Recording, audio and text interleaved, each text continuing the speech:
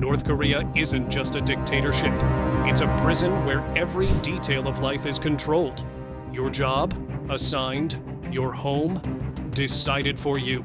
Your thoughts, monitored. Loyalty to the regime isn't optional.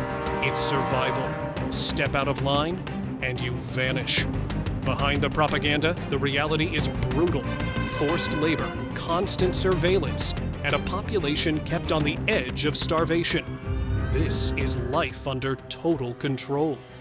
Here, the government decides what you do, where you live, how much you eat, and even what you think. You don't pick a career.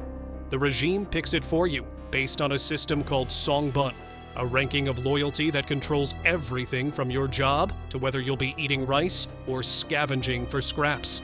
Factory workers toil away in state-run facilities, producing textiles, cement, and chemicals under grueling conditions. The pay? Barely enough to survive. But don't worry, your wages come with government-issued food rations. Not enough? Too bad. Farmers face an even harsher fate. They work the land using outdated methods, trying to squeeze crops from depleted soil, while the regime siphons off whatever's left for its own needs. Food shortages? That's putting it lightly. North Korea has seen mass starvation before, and it's always one bad harvest away from disaster. Then there are the construction workers, who don't even get the illusion of choice. The government needs new buildings, and it will get them, whether the workers survive or not. Forced labor is the backbone of Pyongyang's skyline. Soldiers, prisoners, and volunteers are thrown onto construction sites with little safety, little rest, and no way out. If they get injured, they disappear. Even so-called privileged jobs aren't as cushy as they sound. Government workers, those lucky few trusted enough to serve the system, still live under constant surveillance. Their loyalty is tested every day through mandatory ideological study sessions, endless propaganda meetings, and paranoia-fueled reporting on their peers. And then there's the work week. Officially 6 days. Unofficially, every day. Sundays aren't a break. They're just a shift in duties. You're expected to show up for voluntary labor, which means backbreaking community work, helping out on collective farms, or sitting through mind-numbing indoctrination sessions. In some workplaces, civilians are even subjected to military drills. Because why not? Keep the population exhausted, and they won't have the energy to rebel. So how do people survive? The Jangmadang, North Korea's underground black markets. These illegal trade hubs are where citizens risk everything to buy and sell food, clothes, medicine, anything the state can't provide. Caught smuggling? You disappear. Caught dealing in foreign goods? You disappear even faster. But people take the risk because the alternative is starvation. Housing isn't any better. The government owns everything. Private property doesn't exist. Your songbun score decides where you live. At the top, Pyongyang, a city of relative comfort, where elites live in Soviet-style apartment blocks and enjoy electricity most of the time. Water? Sometimes. Surveillance? Always. Every building has a government informant reporting on their neighbors. Step out of line, and you're gone. But North Korea doesn't just control its people, it controls its entire image. Every glimpse the outside world gets is a carefully curated illusion, meticulously staged to make you believe that the regime has built a thriving, modern society. But the truth? It's a crumbling house of cards propped up by deception, intimidation, and relentless propaganda. The regime doesn't just hide its failures, it manufactures success out of thin air, creating a parallel reality designed to fool the world. And it works. When foreign journalists, diplomats, or the rare group of tourists enter North Korea, they don't see the real country. They see a show, a performance, where every detail is scripted, every interaction controlled, and every piece of evidence tailored to reinforce the illusion. The centerpiece of this charade? Pyongyang, the capital city, a gleaming facade built not to serve the people, but to deceive outsiders. But don't be fooled, Pyongyang is not North Korea. It's an exclusive bubble, home to the privileged elite, the most loyal citizens, and those deemed worthy enough to enjoy a fraction of modern life. The rest of the country, they'll never set foot there. Most North Koreans aren't even allowed to visit the capital, let alone live there.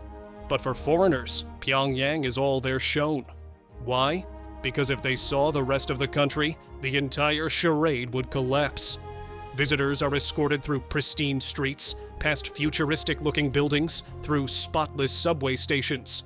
But what they don't realize is that they are being herded like cattle through a carefully crafted route, never allowed to explore, never permitted to wander. Every stop, every meeting, every conversation is staged. Want to talk to a local? That's cute. The person you're speaking to has been handpicked, trained, and possibly even threatened to say exactly what the government wants you to hear. Curious about daily life? You'll be shown people shopping at modern grocery stores, browsing well-stocked aisles filled with imported goods and fresh produce. But look closer. Many of those products aren't actually for sale. Some are just empty boxes, put on display to create the illusion of abundance. Those shelves you see brimming with food? They're restocked just before foreigners arrive, and sometimes, after they leave, they're emptied again. Pyongyang is the only place in the country with anything resembling a stable power supply. Even then, blackouts are routine, but not when foreign visitors are around. When outsiders step off the plane, suddenly the city glows. The streets are lit, the buildings shine, and North Korea miraculously looks functional. But step outside the capital, and reality sets in. The mask slips. The carefully curated image collapses. The modern high-rises, the clean streets, the bustling shops, they all vanish. What's left is the real North Korea, and it's a place the regime doesn't want you to see. Beyond Pyongyang, the country feels frozen in time. Not in a nostalgic, charming way, but in a bleak, desolate, how is this place still functioning way. The roads leading out of the capital tell the story before you even reach the countryside. At first glance, some highways look massive, impressive. But there's something strange. Where are all the cars? A grand 4-lane road stretching for miles and nothing on it. No traffic, no movement, no life. But just like everything else in this country, it's an illusion of functionality.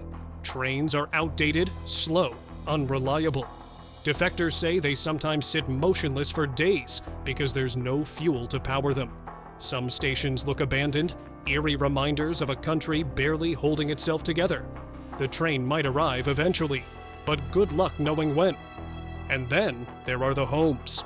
The further you travel from Pyongyang, the more brutal the reality becomes. Small, rundown houses, barely held together. Many lack plumbing, heating, or even proper insulation. In winter, families huddle together, burning wood or coal if they can find any, to keep from freezing. But the worst of it? The part North Korea really doesn't want anyone talking about? The camps. Officially, these places don't exist. The regime denies them. State media pretends they're nothing but Western propaganda. But satellite images don't lie. Testimonies from defectors don't lie. Hidden across the country are vast labor camps, known as Kwanliso, where political prisoners are worked to death. Who ends up in these camps? People who have the wrong thoughts, who say the wrong thing, who are even suspected of disloyalty. Punishment isn't just for the accused. Entire families are rounded up and sent away, sometimes for generations. A grandfather says something critical of the regime. His children and grandchildren might vanish with him. A teenager gets caught listening to foreign music. His entire bloodline is at risk. The conditions inside are beyond inhumane. Prisoners are worked to the brink of death in mines, factories, and barren fields. Food rations are barely enough to survive. Defectors report eating rats, insects, anything that might keep them alive for another day. Guards beat prisoners for the slightest infractions, and executions, they happen publicly as a warning. Because in North Korea, Fear isn't just a tool of control, it's the very foundation of the system. And escape? Almost impossible. The camps are heavily guarded, surrounded by barbed wire, watchtowers, and armed patrols. If you try to run and get caught, execution is the best outcome. The alternative? A slow, brutal punishment designed to make an example out of you. This is the side of North Korea the world isn't supposed to see. The part that gets hidden behind Pyongyang's grand facade. The regime wants you to believe in its carefully constructed reality. But the regime's control doesn't stop at hiding poverty. No, that's just the surface. Indoctrination isn't just part of life, it is life. North Korea is basically a cult, a country turned into one giant brainwashing experiment where independent thought isn't just discouraged, it's erased. From the moment they're born, North Koreans are molded into obedient, unquestioning followers of a system that demands absolute loyalty. Because in North Korea, questioning the regime isn't an act of rebellion. It's a death sentence. At the center of it all, the Kim family. Not just rulers, gods, divine figures, flawless, all-powerful. That's what every North Korean is told, over and over, every single day. Kim Il-sung, the eternal president, wasn't just a leader. He was the savior of the nation, the man who single-handedly defeated Japan. Kim Jong-il, a military genius, a prodigy, a man so brilliant he supposedly wrote 1,500 books in just 3 years, while also directing movies and revolutionizing North Korea's economy. And Kim Jong-un, a visionary, a man capable of miraculous feats. State media claims he could drive by the age of 3 and was winning yacht races before most kids learned to swim. Totally normal. It's not enough for North Koreans to respect the Kims. They have to worship them. Statues, murals, portraits. You can't go anywhere without their faces staring down at you. Every household is required to display framed portraits of Kim Il-sung and Kim Jong-il. And they're not decorations, they're sacred objects. If a fire breaks out, saving those portraits takes priority over saving your own family. Failing to do so? That's a crime. People have been executed for less. And if you think this insanity stops at propaganda posters and fake biographies, think again. The entire education system is one long indoctrination program. Children are taught to sing songs about Kim Jong-un before they even learn to read. Their history books, rewritten fairy tales. North Korea is always the hero. The United States and South Korea, villains, evil incarnate, responsible for every hardship. And this brainwashing isn't just limited to history lessons. Every subject is laced with propaganda, even math. And just in case anyone starts having dangerous thoughts, there's always the thought police. No, not a metaphor. In North Korea, everyone is watching you. Your neighbors, your co-workers, your own family. Every community has informants, loyal citizens who report anything even slightly suspicious. A joke about Kim Jong-un? A casual complaint about food shortages? That's all it takes. Children are taught to spy on their parents. And they do. There are stories of families disappearing overnight because a child innocently repeated something their father or mother said in private. And don't think you can hide. Random house inspections are common. Government officials barge in unannounced, tearing through belongings, checking for anything forbidden. Foreign media, banned books, anything that suggests even the slightest disloyalty. While most Koreans live a life of fear, there's a small privileged class that live like kings. There are 2 North Koreas. One for the starving, the overworked, the terrified, and another for the rich, the elite. The ones who sip imported whiskey while the rest of the country lines up for government-issued cornmeal. The ones who slip into foreign designer suits while ordinary citizens patch up the same ragged clothes year after year. These are the people who don't worry about being arrested for watching a South Korean movie because they own the police officers who do the arresting. At the top, of course, is Kim Jong-un and his inner circle, living in palatial mansions, driving imported luxury cars, and indulging in the finest foods the world has to offer. This is a man who reportedly gorges on Swiss cheese, caviar, and fine wines while his people resort to eating grass. And then there are the high-ranking government officials, the military generals, the party elites, the ones who swear absolute loyalty in exchange for a life of comfort and power. These are the men who live in Pyongyang's best districts, untouched by the blackouts and food shortages that define life for everyone else. But there's another class of rich in North Korea, the ones who weren't born into power but clawed their way into it. The Donju, North Korea's so-called money masters. They're the regime's dirty little secret, a new breed of capitalists thriving in a country that pretends to reject capitalism. They got rich smuggling, bribing, and running black market businesses that technically shouldn't exist. Some made their fortunes selling illegal goods smuggled in from China, electronics, designer handbags, even foreign media. Others built underground empires through human trafficking, counterfeit goods, and trading in the one thing North Korea always seems to have an endless supply of drugs. And what does all this wealth buy them? Everything that the average North Korean can't even dream of. Cars? Not the rusty Soviet-era relics you occasionally see sputtering down Pyongyang's roads. We're talking Mercedes-Benz, BMWs, Lexus SUVs. While most North Koreans rely on bicycles, ox carts, or just their own 2 feet, the elite glide through empty highways in chauffeur-driven luxury, moving through a country that exists solely to serve them. And unlike the millions trapped within North Korea's borders, the rich don't just get to own foreign goods, they get to leave. While the average citizen is banned from traveling outside their own province without permission, the wealthy jet off to China, Russia, and even Europe. Some have even bought property in China, a nice little escape hatch, just in case the whole regime crumbles and they need to disappear. But how do they keep their fortunes? Simple. Corruption. In North Korea, everything runs on bribery. Want to open a shop? Pay off the police. Need travel papers? A little cash gets you where you need to go. Want to make sure your family isn't thrown into a labor camp? That'll cost you too. The Donju don't just survive in North Korea's system, they own it. They grease the right palms, whisper in the right ears, and make sure the laws never apply to them. North Korea loves to put on a show, but what happens when no one tells them the cameras are rolling? When a drone catches them off guard and reveals a ghost town?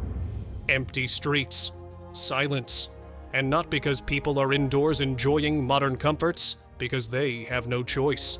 The drone footage is unsettling. You'd think a city of millions would be teeming with life, but it's not. The government wants the world to believe this is order, discipline, efficiency. The truth?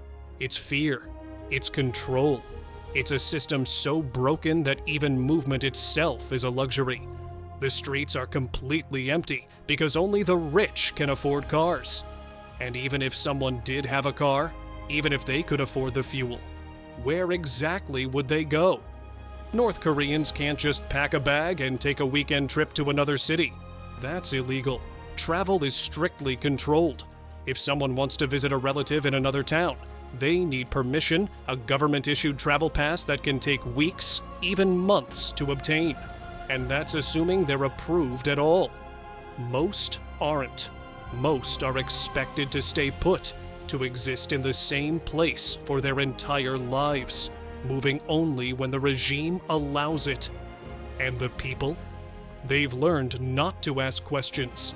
They've learned that staying in place is safer, that drawing attention to themselves by moving too much, by being in the wrong place at the wrong time, can mean suspicion, interrogation, or worse. The streets aren't empty because people don't want to be outside. They're empty because the system has beaten them into submission. But if you're a tourist, you won't see this reality. From the moment tourists step off the plane, they are assigned handlers, not tour guides, minders. These people aren't here to help. They're here to watch. They control where visitors go, what they see, and most importantly, what they don't. Wandering off? Forbidden? Talking to locals? Supervised? Taking the wrong kind of photo? That's an immediate problem.